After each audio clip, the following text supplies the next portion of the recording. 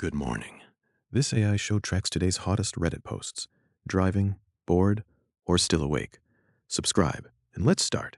Starting off our Reddit recap with a popular post from the subreddit r/sips_t.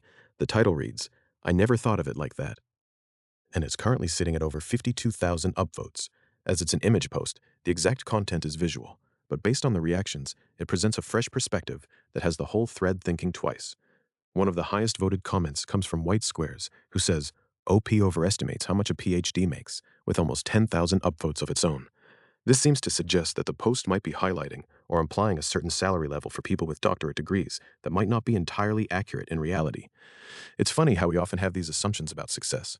You go to school for what feels like forever, you achieve the highest level of education possible in your field, and then, maybe you're not driving a Ferrari like some might picture. Especially in fields like the humanities or certain sciences, the academic job market is tough. Positions are limited, funding can be scarce, and salaries don't always reflect the years of dedication and expertise. On the flip side, we see people without advanced degrees in trades or tech entrepreneurship making bank. So this post is probably making people rethink the just go to college and get a degree advice that many of us grew up with. Higher education has its benefits, knowledge, critical thinking, opportunities, but as a pure financial investment, it depends heavily on the specific path you choose. The subreddit sips_t is perfect for these kinds of posts that make you pause and sip your drink while contemplating the deeper meaning. With 2,790 comments, there are plenty of people sharing their personal experiences with PhDs, from those who have them to those who know people who do. Some are defending the value. Others are agreeing that the financial return isn't always there. It's a conversation starter for sure, and it shows why Reddit can be such a great place for these eye-opening moments. I never thought of it like that either. Maybe it's time to stop assuming a title automatically equals a fat paycheck. Soft. Let's take a look at that top comment in more detail. White Squares wrote, OP overestimates how much a PhD makes. Short, sweet, and apparently very accurate according to the nearly 10,000 people who upvoted it. This comment cuts right to the heart of what the post is trying to convey. Many folks on Reddit have pointed out in similar discussions that while a PhD can open doors, it doesn't guarantee wealth. There are stories of highly educated people working multiple jobs or in positions that don't utilize their full training. It highlights a mismatch between societal expectations and economic realities for advanced degree holders in some disciplines. The original poster might have presented some stats or an example that seemed a bit rosy, hence the correction from the commenter. It's insightful because it encourages us to look beyond the prestige and examine the actual numbers.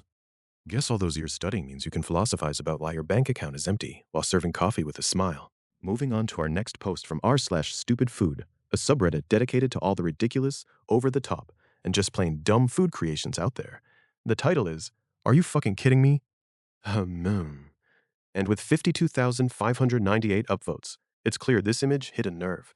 The image likely depicts some food item that's so absurd it makes you question humanity's choices. Whether it's a monstrosity of a sandwich, a dessert that's more sugar than substance, or some viral trend gone wrong, the reaction is universal. Are you kidding me? A top comment from Lord of the Pigeons 619 simply states, this is fucking hilarious, and it has over 4,000 upvotes. They're not wrong. The subreddit is a goldmine for these kinds of posts, where people share the most stupid foods imaginable, from things that shouldn't be combined to portions that could feed a small country. In today's social media age, it seems like content creators are constantly trying to one-up each other with the next crazy food idea. Deep-fried everything, food served in other foods, bizarre flavor combinations that sound like they were invented on a dare. This particular example must be especially bad or funny because the title uses both disbelief and the crying emoji. It makes you wonder if anyone actually eats these things or if they're just for the views. The comments are probably full of people gagging, laughing, and sharing their own stupid food stories. Our stupid food never disappoints when you want a good chuckle at what people are willing to call food these days. The humor comes from the exaggeration and the creativity that goes into making something so pointless. It's like the food version of those ridiculous life hacks that actually make things worse. This one in particular had the poster so flabbergasted they had to title it with pure disbelief, and the community agrees, turning it into one of the top posts. Who knows? Maybe the creator of this food item is somewhere laughing at all the attention, or maybe they're embarrassed. Either way, it's content that delivers exactly what the subreddit promises. Checking out the comments, Lord of a Pigeon 619 hit the nail on the head with, this is fucking hilarious.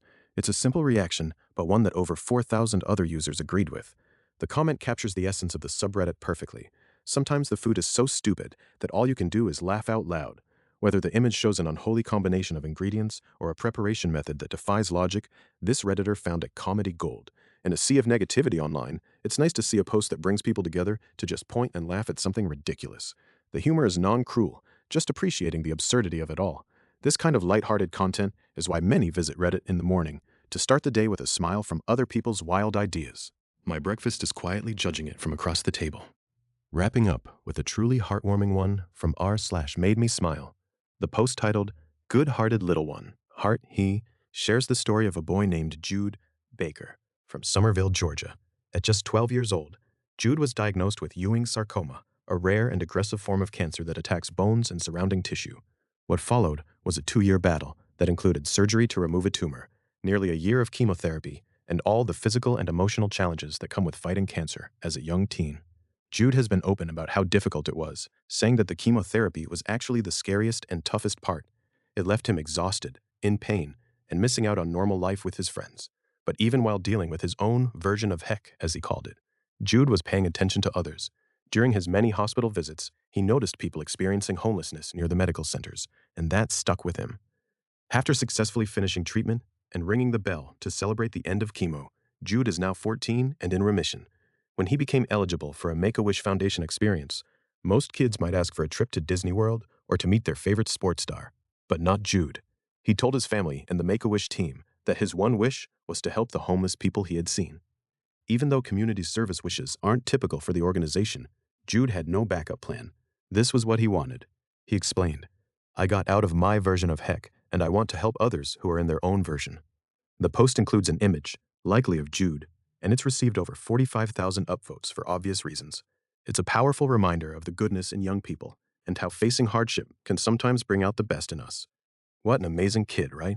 While most teens would wish for gadgets or theme parks, this guy thought about helping strangers. The story has the whole subreddit smiling and maybe tearing up a bit. One top comment that really stands out is from Knowledge ONG Regret.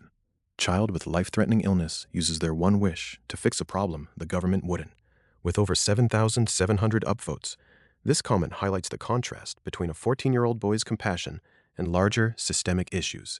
It goes to show the maturity and selflessness of Jude, who instead of focusing on himself after his ordeal, chose to help those he saw suffering around him during his treatment. It's a bittersweet observation that really adds depth to an already touching story, showing how Jude's actions have inspired deeper thoughts among the Reddit community. It's insightful and captures why this post made so many people smile through a few tears. Can't even be mad. That's just next level wholesome.